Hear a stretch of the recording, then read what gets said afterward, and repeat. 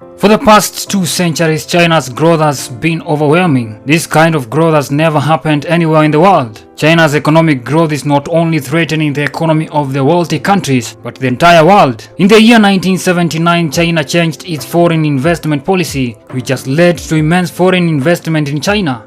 World Bank reversed to China's growth as the fastest growing economy in the world ever since in the last 30 years. Over the past 2 decades, the People's Republic of China has aided the strategic growth of its armed forces, which has brought up an endless dialogue on the next possible plan of China. The United States continues to respond to the growing strategic challenges.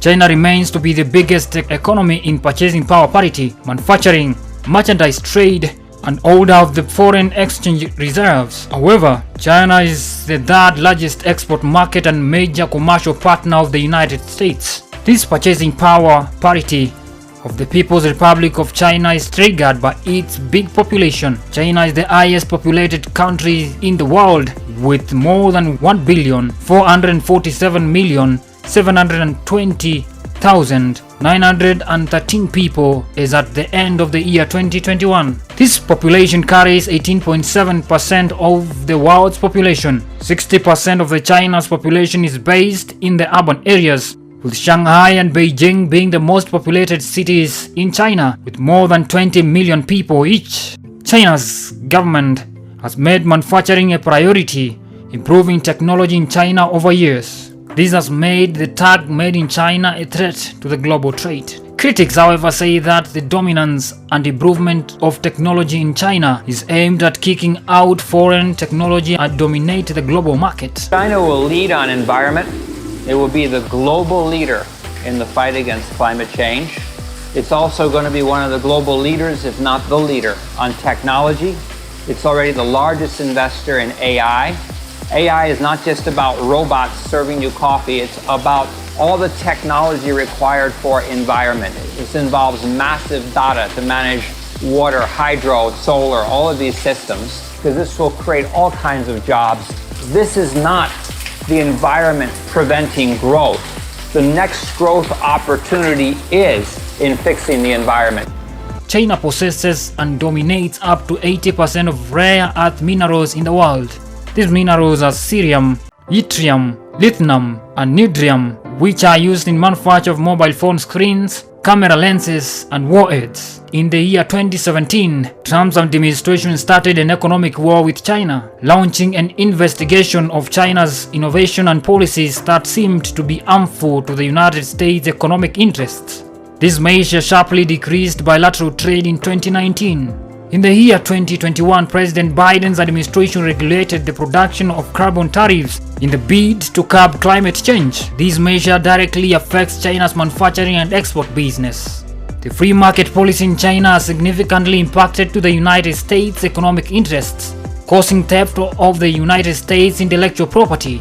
From the early 1980s, China started investing in African countries, offering developing countries infrastructural grants and loans. China is presently the leading bilateral lender in 32 African countries and the top lender to the continent as a whole. Angola is the most indebted African country with an estimated debt of $25 billion. Ethiopia is the second most indebted African country with a reported debt of $13.5 billion. Kenya is the third with about $7.9 billion. Next is the Republic of Congo with an estimated debt of $7.5 billion. Sudan is the fifth with an estimated debt of over $6.4 billion. Zambia has about $6.5 billion. Cameroon has $5.5 billion. Nigeria owes China $4.8 billion. Ghana sits at $3.5 billion. The war-torn country Democratic Republic of Congo completes the top 10 African countries that owe China at $3.4 billion.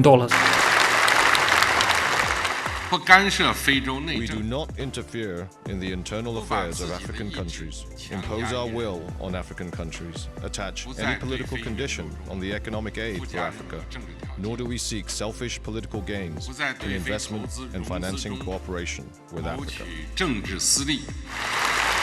A big percentage of funds from China to African countries vanishes in the pockets of African politicians driven by corruption traits. There has been crisis in the repayment of China's debt in many African countries. This crisis places African countries' wealth, including minerals and petroleum, at risk, even to the stage of losing countries' investment like ports. The International Monetary Fund estimates that additional financing of up to $285 billion would be needed by African countries to step up their spending response to the COVID-19 pandemic. This means that the debt in African countries will continue to increase tremendously. The persistence of this state will continue making African countries the financial colony of China, hence making China an economic superpower. President Biden is calling upon a joint challenge of the wealthy democracies to offer hundreds of billions in loans to developing nations in a direct challenge to counter Beijing's Belt and Road Initiative. My name is David Kennedy, and this is The Big Fish.